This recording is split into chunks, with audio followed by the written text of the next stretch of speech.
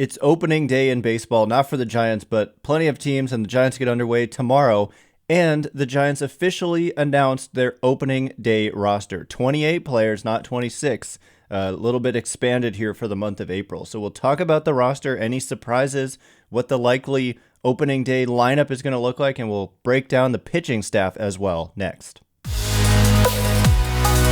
You are Locked On Giants, your daily San Francisco Giants podcast. Part of the Locked On Podcast Network, your team every day.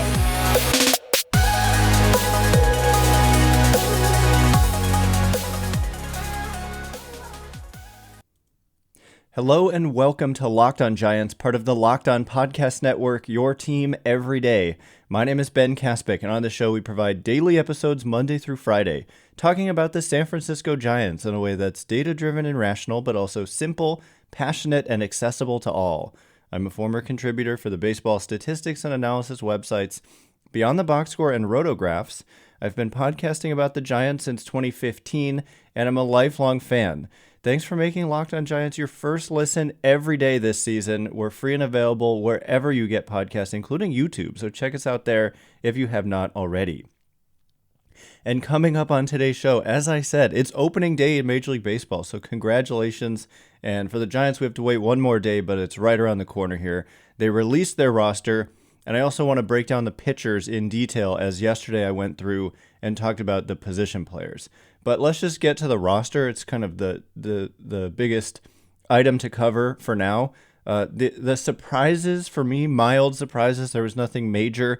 One thing, Tommy La Stella not able to go and does end up on the 10-day injured list. They're able to make it retroactive to April 4th, and so he could miss only a week or so, which would be great. Also, Lamont Wade Jr. and Evan Longoria, of course, placed on the injured list. We knew that was going to happen. Apparently, Wade Jr. is feeling much better, and so that's a good sign, and hopefully he and La Stella can come back quickly. They figure to be and have important roles, especially against right-handed pitching for this team, and so getting them back is going to be key. But also the mild surprises here, they go with 15 pitchers and 13 position players. So we were kind of assuming that it would be 14 and 14, but we also knew there was no limit on pitchers, and the Giants opened the season with, 19 games in 20 days? Something like that, and they've got this crazy 10-game road trip that has an extra game kind of added on, one game in Milwaukee. So the more pitchers, the better is kind of the thinking behind this. And the guys who made the team who had a possibility of not making the team, Tyler Beede, who was out of minor league options. So it always made sense that they were going to give him this opportunity. But it is a big opportunity, and he's going to have to perform. Otherwise, when May 1st rolls around and they've got to trim their roster by 2 out-of-options players like Beede, if he's getting roughed up for the month of April and not providing any value, then there's a possibility they have to make a move there. But they're going to give him that opportunity. Also, John Brebia makes this team. He had a really impressive spring.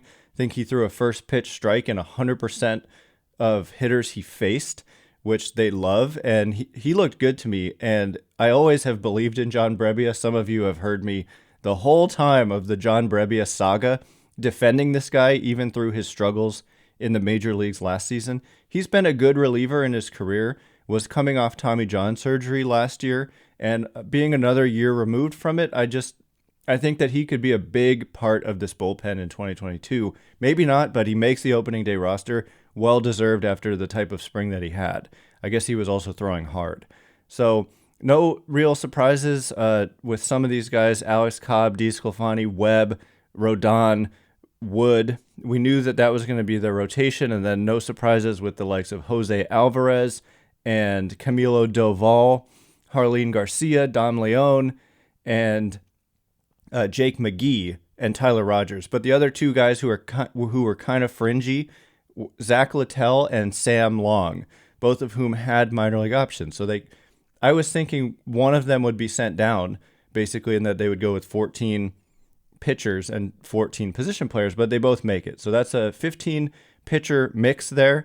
You've got your 2 catchers in Kurt Casale and Joey Bart, and listed as infielders are Brandon Belt, Brandon Crawford, Mauricio Dubón, interesting that he's listed as an infielder and not an outfielder. I was kind of thinking he would platoon in center with Duggar for now, but he's listed as an infielder here. Like Beede, similar circumstance. Out of minor league options, has to perform or else they might have to make a move. And when I say make a move, I'm talking about a DFA or a trade, or both. You can DFA someone and then trade them. Tyro Estrada, also out of options, but also no surprise that he makes it. Wilmer Flores, and then Luke Williams. That's probably the biggest surprise, even though it's not a huge one, of this roster. He's a right-handed hitter who can play everywhere. He I think last year for the Phillies, he played every position but pitcher and catcher for them. But he's listed as an infielder. I think that against left-handed pitching, he'll probably potentially be in the starting lineup at maybe third base, pushing Wilmer Flores to DH.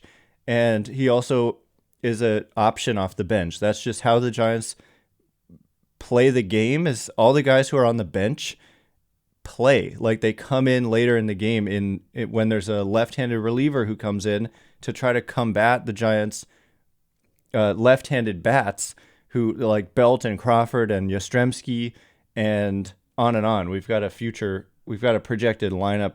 Jock Peterson, Steven Duggar. The Giants have all these guys on the bench who will come in and pinch hit and have the advantage, and I think Luke Williams just adds to that. So in the outfield, Steven Duggar, Jock Peterson, Darren Ruff listed as an outfielder, Austin Slater, and Mike Yastrzemski. So really no surprises there. So that's your roster. That's your 28-man opening day roster for the San Francisco Giants. So coming up next, I want to break down the pitchers. And later on, or maybe right when we come back, we're going to talk about a projected lineup against right-handed pitching. And then I want to break down this pitching staff, which to me, is it one of the very best pitching staffs in Major League Baseball. So we'll talk about that in just a minute. But first, BetOnline.net is your number one source for all your betting needs and sports info. Find all the latest sports developments, including this week's Masters Championship odds, podcasts, and reviews for all the different leagues this season. BetOnline is your continued source for all your sporting wagering information, including live betting, esports, and scores. Head to the website today or use your mobile device to learn more about the trends in action. We were just talking yesterday about some of their odds there. They have Brandon Crawford as 100-1 odds to win NL MVP. That might seem kind of accurate, honestly, but they had Mike Moustakas at the same odds. So I think that that's a little bit of a miscalculation there. And Brandon Crawford, by the way, he finished 4th in MVP voting last year. So don't sleep on him. And at extremely long odds, it might be worth taking a look. Bet online, where the game starts. All right, as promised, let's just quickly talk about the projected lineup against right-handed pitching and maybe left-handed pitching as well. And then I want to break down this pitching staff, which is it one of the best pitching staffs in the game? We'll talk about that. Thanks again for making Locked On Giants your first listen every day all season long. Locked On MLB Prospects host Lindsey Crosby is a prospect encyclopedia, and he's going deep on the MLB stars of tomorrow, many of whom hopefully are Giants. It's free and available wherever you get podcasts. So yeah, I kind of threw out this possible lineup for the Giants against right-handed pitching. Apparently they're going to see almost exclusively right-handed pitching by their estimates to start the season. Zaidi said, I think his exact quote was that they project to see a couple of lefties in the first month, lefty starters. So you're going to see this type of lineup a lot, which is why it hurts to not have La Stella or Wade, whose primary offensive role is to be in there against right-handed pitching. So not to have them hurts, and it forces a couple of things we'll mention here. This is not one of the things that's forced, but I've got Yastrzemski leading off. Honestly, I'm just going to say this. I say this all the time, but the order doesn't matter as much as people think. What matters is that these are the guys that are in there. But who hits first, who hits third, who hits fifth, it kind of doesn't really matter all that much. But Yastrzemski's done it a lot, and even though he, quote, struggled last year, it almost all came against left-handed pitching. And against right-handed pitching, his numbers were right in line with his career numbers against right-handed pitching. So I don't really think it would be an issue to have Yastrzemski at the top of the lineup against a righty. You could also have Belt there. You could have Jock Peterson there. And for me, that's kind of the main three candidates for now. And I think that I don't think they're going to put Belt there. I think it would probably be either Peterson or Yastrzemski. So look for that on opening day. But I'm going with Yaz in right field, leading off, a left-handed hitter. Darren Ruff, with his first opportunity to be more of an everyday guy, I've got him batting second as the DH. He could also play first base if Brandon Belt, who's got a knee thing going on, but he makes the roster here. If they think it's better to have Belt DH, then you could switch them. But Ruff at DH, Belt at first base batting third. Jock Peterson making his Giants debut batting fourth. Again, this is just my guess. It's not actually a lineup. Brandon Crawford at shortstop. Wilmer Flores at third, filling in for Longoria. Steven Duggar in center field, filling in essentially for Wade. Wade wouldn't play center, but Yastrzemski would probably move to center, and Peterson would move to right, and Wade would move to left. Kind of the beauty of this roster is that they can move guys around depending on the need. So I've then got Tyro Estrada starting at second base, and this is where it becomes a little bit dicey because I think ideally you've got Estrada kind of in a platoon at least to start until he proves that he really deserves to be more of an everyday guy. But because of the injuries, I've got Estrada as a righty in there against a right-handed pitcher at second base. And then at catcher, they're either going to go with Bart or Casali, a right-handed hitter, no matter what the handedness the pitcher is. They've got a right-handed catcher. So that's not totally ideal either. So the bottom of the lineup, a little bit iffy, but Yaz, Ruff, Belt, Peterson, Crawford, Flores, they're all probably going to be above average offensive players. And that's a solid group there to me, even though it's a little bit not flashy and a little bit underrated. So we'll talk about the lineup against lefties when more lefties come into play, but it's going to be a lot of different characters. You're going to see the likes of Austin Slater.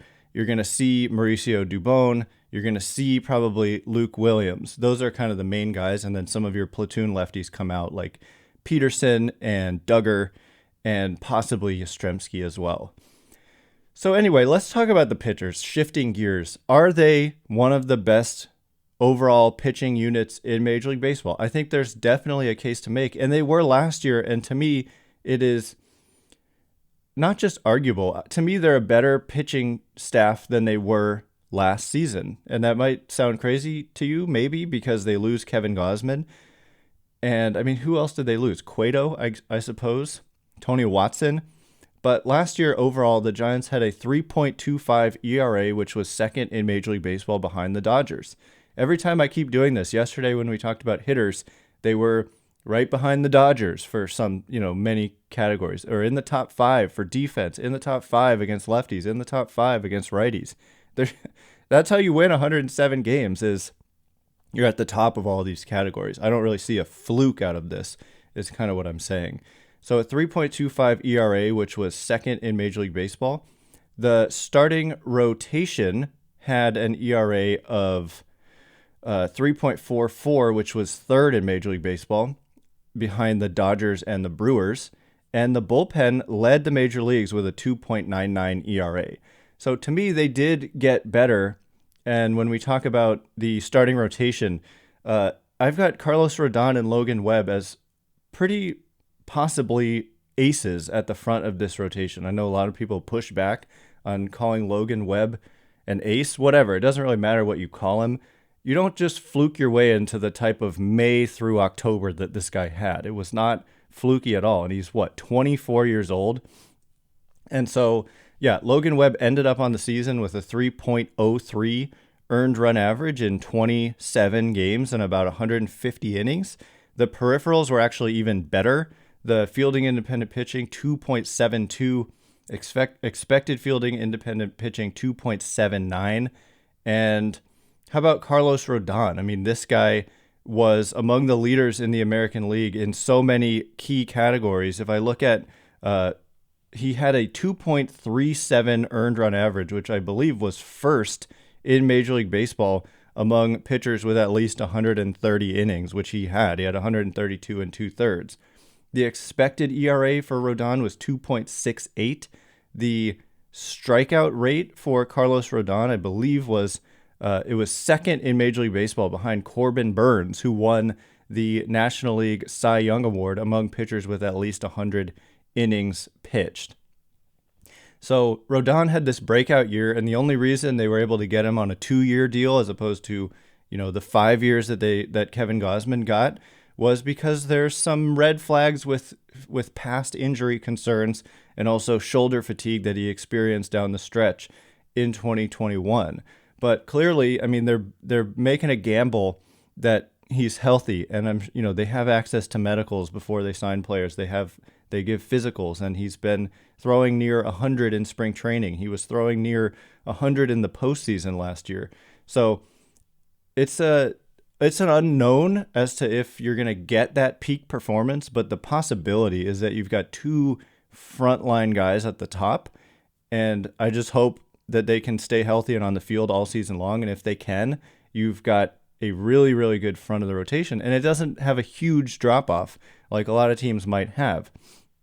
You've got Anthony DeSclafani, Alex Wood, and newcomer Alex Cobb, who to me are all good major league pitchers. They're all kind of mid-rotation starters, and some of them have pitched better than that. I mean, Wood and DeSclafani last year, they kind of pitched more like mid to front of the rotation starters. I'm not saying they're, quote, aces, but again, it doesn't really matter what we call them.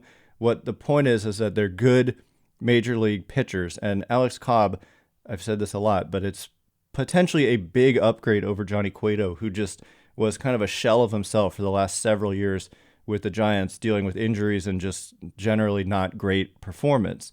But with Cobb, I think you're going to get potentially a good pitcher again out of the back of your rotation. And so these 5, I would put them up there close to being with anybody in the sport. And certainly with this coaching staff, being able to get the most out of guys like Logan Webb last year and Kevin Gausman the last couple of years. And even DeSclafani and Wood just had some of the best years of their careers, if not the best, last year. And I believe Alex Cobb can kind of add to that. And it's just a really strong 5. And then behind them, they do have some depth in the form of Matthew Boyd, who's currently injured, but will come back later. They've got Carlos Martinez still in camp at Papago Park, working on conditioning and getting ready to come back. And they hope that he can be something like his former self. I wouldn't necessarily bet on it, but he's in the mix there. Sam Long, Tyler Beede, Sean Jelly on the 40-man roster. So it is a pretty deep pitching staff. Jacob Junis as well, former Major League starter, kind of refining his repertoire with the Giants. He started the AAA opener a couple of days ago. So, yeah, I think that if there's an injury there, especially at the top with the likes of Rodon or Webb or both, then you've got a problem. But I would say that's pretty much true of any team. Look at the Mets. You suddenly have Jacob deGrom go down. You've got Scherzer can't make his start. The rotation doesn't look nearly as good without those guys. There's just no doubt about it. So coming up next, we'll talk about the bullpen. It was the best bullpen in the major leagues last year. What is the expectation for that group going into 2022? But so stay tuned for that. But first, this episode is brought to you by Rock Auto. With the ever-increasing numbers of makes and models, it's now impossible for your local chain auto parts store to stock all the parts you need. Why endure the often pointless or seemingly intimidating questioning? Is your Odyssey an LX or an EX? And wait while the person behind the counter orders the parts on their computer, choosing the only brand their warehouse happens to carry. You have computers with access to rockauto.com at home and in your pocket. So why choose to spend 30, 50, even 100% more for the same parts from a chain store or car dealership? Random example, a Honda Odyssey fuel pump is $353 from a chain store, just $216 from Rock Auto. You can, if you want to have the dealership do the work, you can just buy the part yourself, bring it to them, and they'll be happy to install it for you. And you've saved a bunch of money. It's just an absolute no-brainer. I've done it myself numerous times. So go to rockauto.com right now and see all the parts available for your car or truck. Write Locked On in their How Did You Hear About Us box so they know that we sent you. Amazing selection, reliably low prices, all the parts your car will ever need. rockauto.com. All right, here we go. We're going to talk about the Giants bullpen, an unheralded group. Last year, they talked about themselves being the most bang for your buck bullpen in the major leagues, and they're absolutely right. I mentioned this at some point during the offseason, and I can't remember the exact parameters, but basically it's that the highest guarantee of a contract for anybody in this bullpen, I believe, is Jake McGee making $2.5 million this season. And everybody else is either making less or making the league minimum or can be optioned. So it's very flexible. And I don't say that as like a yay, pay players less money, but we've seen with the likes of Mark Melancon and the giant contract that the Giants handed out to him, what a kind of big contract for a reliever who underperforms can look like. It's not a pretty situation. And to me, relievers are so up and down. Like they can be great one year and then struggle the next, and guys kind of emerge onto the scene. We saw all of that last year. And so to have guys who are just kind of flexible and have a fluid bullpen situation and to not be locked in to any one particular player, but also to perform, right? That's all fine and good. You could have a bunch of league minimum guys, but if they're not performing, then that stinks. But the Giants got great performance out of these guys, and it's flexible, and they're not locked into anybody. And so Jake McGee returns, and he was really good for the Giants last season. He kind of faded down the stretch a little bit. I think he was dealing with an oblique issue, but he ended up, 2.72 earned run average. Some of the peripheral numbers a little bit worse, but the strikeout rate fell quite a bit from his 42% with the Dodgers in a small sample in 2020, all the way down to 24% last year, which is more or less league average. But that fastball just stayed very effective, even though he wasn't necessarily blowing people away in terms of strikeouts. But someone who was blowing people away and makes this opening day roster is Camilo Doval. He has the potential to really break out and be a top 5 reliever in the game. He's got that kind of stuff. We saw it in September and October. He was wipeout. You just couldn't really touch him except in game 5 of the NLDS, kind of at the worst moment. He did give up 1 run. Okay, we'll forgive him for that 1 run that he allowed. But his slider is a lethal pitch. He throws it, I think, more than the fastball. So don't, a lot of people are like, why doesn't he throw his fastball here? It's because I think his slider is a better pitch. Gets a lot of swings and misses, and I don't know, I'm not the expert on repertoire development, but he's got a great slider, he's got a great fastball as well. That's, I think, the point people want to make, is like throw your 100-mile-an-hour fastball. But anyway, Camilo Doval, Jake McGee, and like basically the rest of this bullpen from last year returns, and that's also the beauty of the way that they've compiled it, is that they're able to retain these guys if they're performing and able to move on if they're not. But McGee and Doval at the front, Tyler Rogers still under club control seemingly forever. He's got 2 years of service, so 4 more years of club control for Tyler Rogers, so meaning he'll be here as long as he's effective for the next several years. Dom Leone returns, and I don't know exactly when he's going to reach free agency, but after the 2022 season. So possibly the last year for Dominic Leone, but he's back. Jarlin Garcia, back. Zach Littell, back. Jose Alvarez, like I said, John Brebia. And then you've got Sam Long and Tyler Beede kind of rounding out the bullpen. They're guys who can give you starts as well. So it's pretty much exactly the same group. You add in John Brebia, who was up and down last year, but a full year of Doval, maybe without the struggles he had as a brand new player to the major leagues, possibly. I'm kind of bullish on this Giants bullpen. I'm not saying they're like the best unit in all of baseball, but I see no reason why they can't continue to just be effective and underrated. It's kind of like the way that they've built out their lineup, except in this case, they've got a young star player potentially in Doval, whereas the lineup doesn't really have that young star. Well, it could be Joey Bart, but I'm thinking more Marco Luciano, Luis Matos when those guys arrive.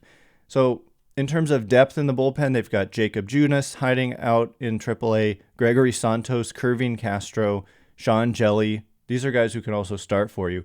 Junior Marte, who just closed out the game for AAA last night. A lot of these guys in the game last night in AAA touching like 100 miles an hour or thereabouts, like 98, 99, and good sliders as well. So anyway, it's a deep bullpen. It's a good pitching staff. Opening day roster is set. Tomorrow, we're just going to get you set for the opener. Hopefully, we'll have a real lineup that we can talk about. and we'll get you ready for Giants versus Marlins and previewing the series that's to come. Thanks again for making Locked On Giants your first listen every day. Now make your second listen Locked On MLB. Paul Francis Sullivan, please call him Sully, brings you his unique perspective on the major leagues, past and present. It's free and available wherever you get podcasts. Once again, my name is Ben Kaspick. Check me out on Twitter at Ben Kaspick, Kaspick. If you like this show, please consider rating it or leaving a review. It helps me out a lot. So thank you in advance, and thank you to everyone who's done so already. I can't wait. I literally cannot wait to be with you again tomorrow for opening day for the Giants. So thanks again for listening. Stay Locked On Giants.